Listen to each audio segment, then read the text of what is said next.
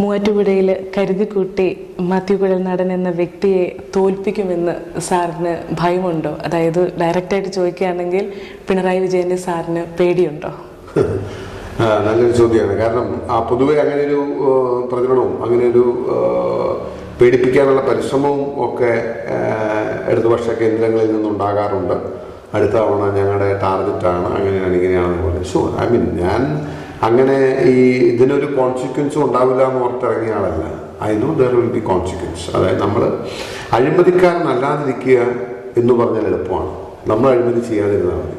പക്ഷെ അഴിമതിക്കെതിരെ പോരാടാൻ ഇറങ്ങുന്നത് ഇറ്റ് ഈസ് ഹൈ റിസ്ക്. അല്ലെങ്കിൽ അഴിമതിക്കാരെ ചോദ്യം ചെയ്യുന്നത്, അവരെ ജനങ്ങൾക്ക് മുമ്പിൽ എക്സ്പോസ് ചെയ്യുന്നത്, അഴിമതിക്കെതിരെ പോരാടുന്നത്, അതിൻ്റേതായ റിസ്ക് ഉണ്ട്.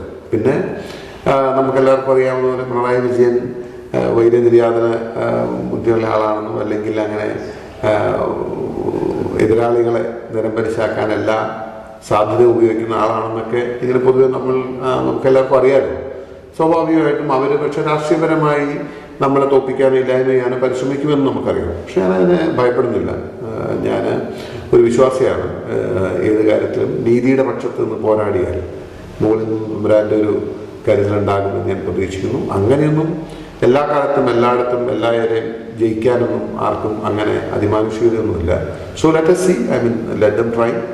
ശക്തമായിട്ടുള്ളൊരു മത്സരം കേരളം കാത്തിരിക്കുകയാണ്. തീർച്ചയായിട്ടും അതായിരിക്കണം, അങ്ങനെ ആയിരിക്കണം. തെരഞ്ഞെടുപ്പുകൾ അങ്ങനെ ഏകപക്ഷീയമാകാൻ പാടില്ല. ശക്തമായ മത്സരം വേണമെന്ന് തന്നെയാണ് ഞാനും ആഗ്രഹിക്കുന്നത്. Let's see.